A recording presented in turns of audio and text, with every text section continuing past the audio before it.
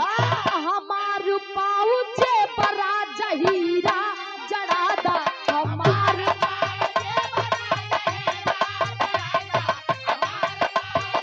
क्या बात है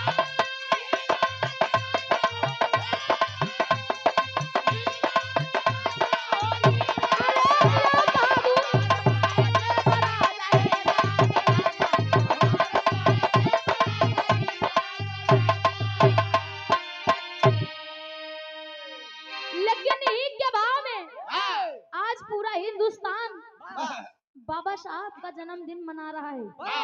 हम लोग अवध रहे, हर जगह डीजे बजत बा, रैली निकली बा। हाँ भैया, पूरे हिंदुस्तान में आज बाबा साहब के नारा गुजत बा। हाँ, लेकिन ये बिटिया बाबा साहब के जन्मदिन के बधाई देत बा का? अरे खुशियों से झूमन अरे खुशियों से झूमल बा अरे चंदा तरैया जन्मदिन की बाबा लैला बधैया जन्मदिन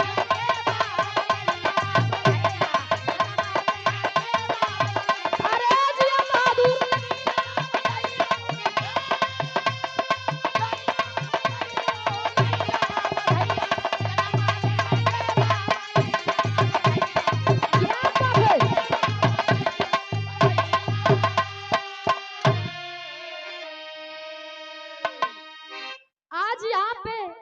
जितने भी लोग बैठे हैं बाबा साहब आपका जन्मदिन मना रहे हैं।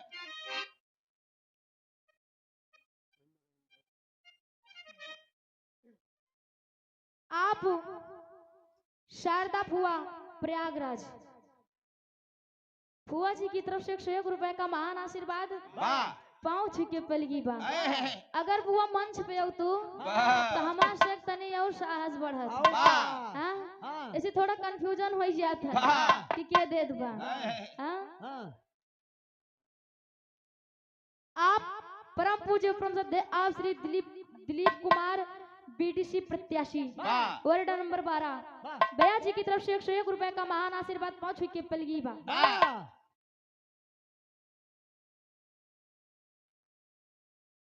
आप श्री छोटे लाल यादव जीसीबी वाले मकरी की पांव धरती से भैया जी की तरफ से 101 रुपए का महान आशीर्वाद बहुत बहुत प्रणाम भैया के।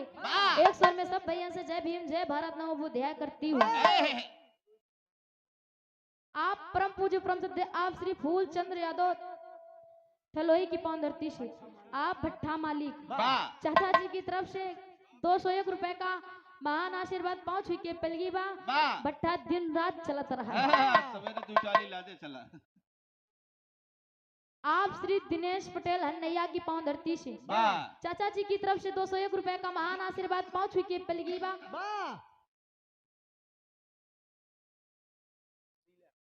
आप आदरणीय परम पूज्य परम श्रद्धेय आप माता जी आप श्री सुशीला देवी थलोई की पांव धरती से माता जी की तरफ से 101 रुपए का महान आशीर्वाद पाँच के पलगी बा। पहले बंद में कहना बा गुरु जी।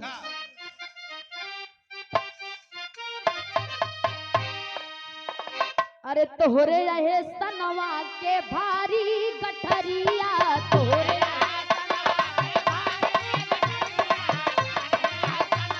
क्या बात है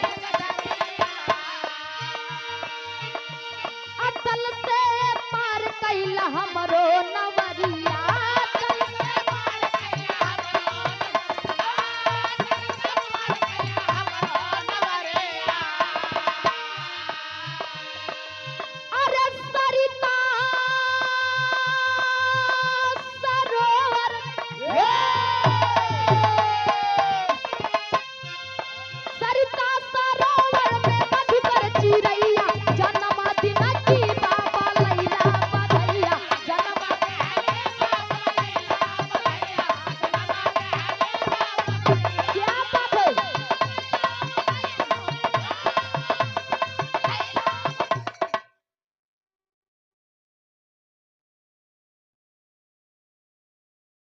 आप श्री सुरेश निषाद लकड़ी ठेकेदार लकड़ी ठेकेदार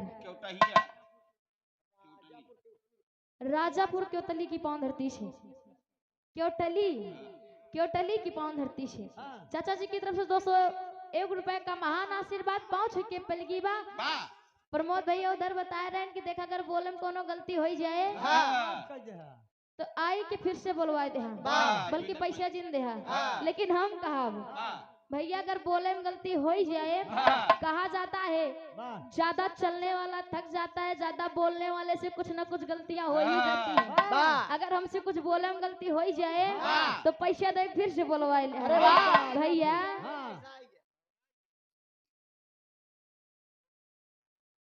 आप परम पूज्य परम सद्य आप श्री राज बहादुर थलोई की पावन धरती से चाचा जी की तरफ से 101 रुपए का महान आशीर्वाद पहुंच के पलगी बा। कहना बा गुरु जी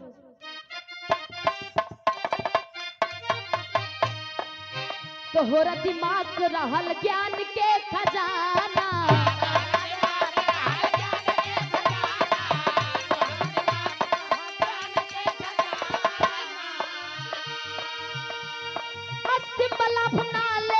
कहता जमाना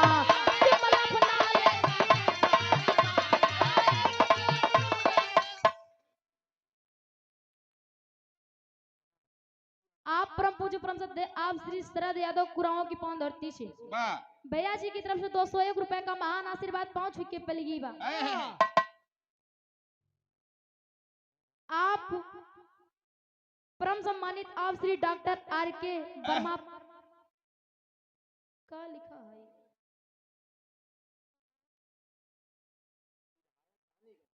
विधायक रानीगंज की पावन धरती से प्रतिनिधि ब्रिजेश यादव भैया जी की तरफ से 101 रुपए का महान आशीर्वाद पहुंच चुकी पलगी बा।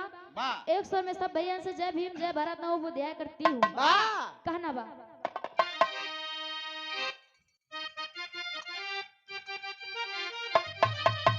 अरे तोहरा दिमाग रहल ज्ञान का खजाना,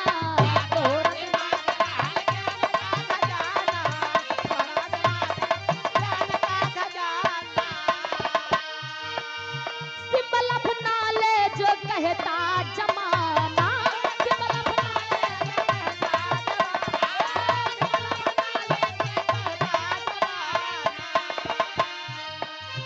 अरे बहुजान समझिया बहुजन समझिया की कैला भलैया जन्म दिन की बाबा कैला बधैया।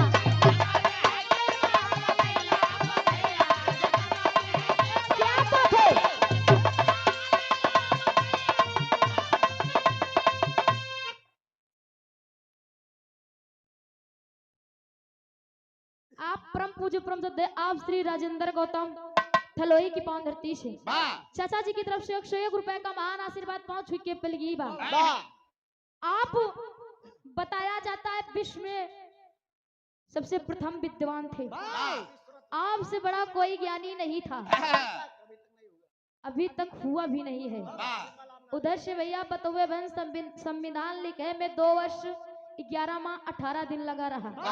हाँ जो बाबा साहब करके चले गए वो कोई नहीं कर सकता। हम गरीबों के मसीहा हैं, हमारे भगवान है, हमारे दाता है। आज जो कुछ भी है हम उनकी देन है। लेकिन दूसरे बंदे कहना बा गुरु जी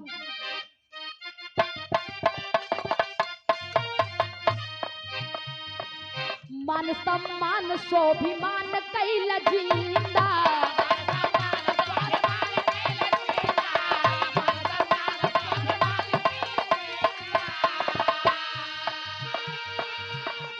शरीरिया में जान कैल जिंदा,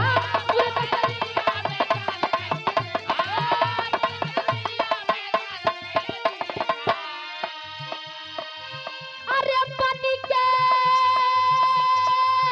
मसीहा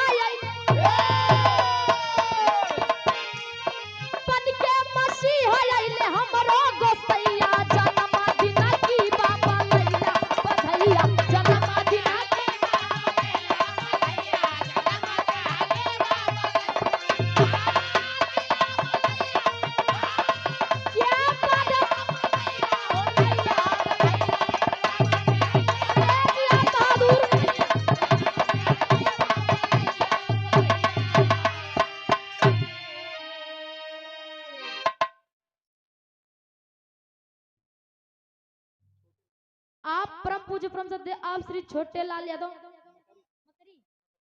मकरी की पांव धरती से भैया जी की तरफ से 101 रुपए का महान आशीर्वाद पहुंच के पलगी बा 100 में सब भैया से जय भीम जय भारत नमो बुद्धाय करती हूँ। आज जो हम लोगों को मान सम्मान मिला है, हक अधिकार मिला है, सब बाबा साहब का देन है। बाबा साहब के मिशन ये रहा कि आप लोग एक हो जाओ, एकता बनाओ, संगठित रहो। लेकिन एक छोड़ दे, आपकी निगाह किधर है? इनके बात आप सब समझिए, एकदम सही है कहा था। बहुत जगह चर्चा रे आप हमारे बात की पूरा ना मनी है। देखा था बाबा साहब के जन्मदिन मनावत है, लेकिन ये चीज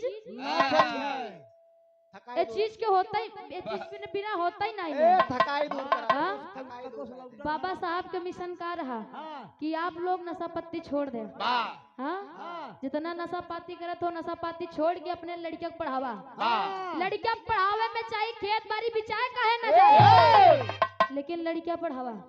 अगर पढ़ाऊबा लिखाऊबा शिक्षित रही है तो है लड़कियां बाद में कलेक्टर कप्तान कुछ भी बन सकत है। हाँ, और जो जमीन बेच के पढ़ाए रहा बा ओकर दुगना तार बेटवा जमीन खरीद ली, लेकिन पता लाग दिन भर दिहाड़ी करता है। अपने समय में अधिकतर यही देखे के मिला था, और काहे आगे ना ही जाता है। मेन चीज है यार, एकरे बिना चल न पाई है। दिन भर दिहाड़ी करता है, 300 पावत शाम की 300 रुपया पाए। मेहरारू बेचारी घरे लखत है कि फलाने हमारे आवत होंगे सब्जी लेके तब बनाओ लड़के के खियाऊ। लेकिन फलाने हुआ गए ठेका पे चाय लगे उधर बोर्ड लगा रहा। आपकी निगाह किधर है? मधुशाला इधर है। पहुंच गए ठेका पे, बढ़िया लहन 75 वाली। तब तक जितने दोस्त उनकर आई गए, कहन कहो अकेले न अकेले, कहन राजू जब वैशन बाद वाला तो हूँ ले दुठी और ले ले और में बचा 50 रुपया। अब 50 रुपया बचा, कहन कहो एका अकेले पी बिया चखनवो चाहिए। कहन राजू ले 50 बचा है, जा चखना लई आवा भाई। आमलेट पिया था का लागत बा। चाचा छोड़ देना, चाची कह के कुटवाऊ जान ले। हाँ, मेहरारू बेचारी घरे लखत है, कमरे लगी आवत हुई सब्जी। उधर बढ़िया पी पाई के जब आधी रात के घरे पहुंचे और लड़किया बेचारा इधर भूखा पियासा रोवत रोवत सोई गया। मेहरारू कैस कहो सब्जियां कहाँ बा? इतने में कहता है मेरे सामने से हट, मेरा दिमाग अभी सही नहीं। मेरा रुआ कहीं लिया आई गन पी के दही जरू बनाती, इतना समझाए रही थी, लेकिन एक दही जरा का नाती के समझ में नहीं आवत। कहन देखा चली जो हरामजादा हो तो जान लो माथा में बहुत खराब बा। अब बतावा जब ये सब कर बिया कितना घर आप आगे ले जा का लड़कियों पढ़ाऊबा का उनकी शिक्षा देबा। अगर आप सब एक रहेंगे, एकता रहे, आपस में संगठित रहेंगे। अब क्यों आगे भाई ऐसे एक उंगली दिखाओ हम अकेले ही रहा, और एक उंगली ऐसे दिखाओ तो दुश्मन हमारी उंगली पकड़ के तुरंत ऐठ दे तुरंत टूट जाए।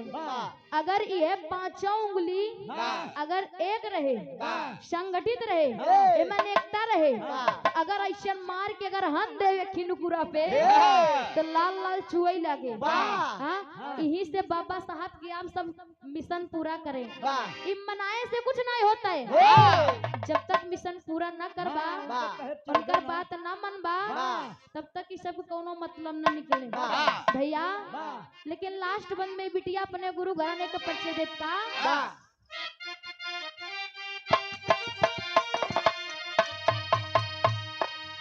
रामन बिहारी ब्रिज लाल का घराना,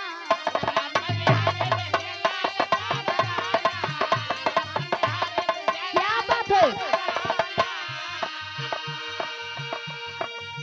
कभी जब प्रसाद सूर्य भान का तराना, कभी जब प्रसाद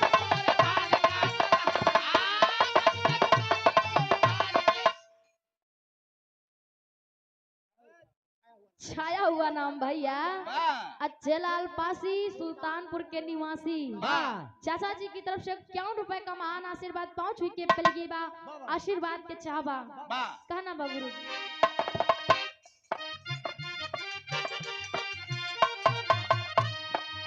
रामन बिहारी ब्रिज लाल का घराना क्या बात है दिया बहादुर कवि जय प्रसाद सूर्य भान का तराना कवि जय प्रसाद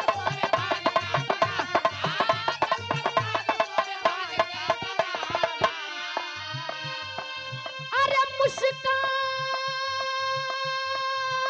चंचल बनी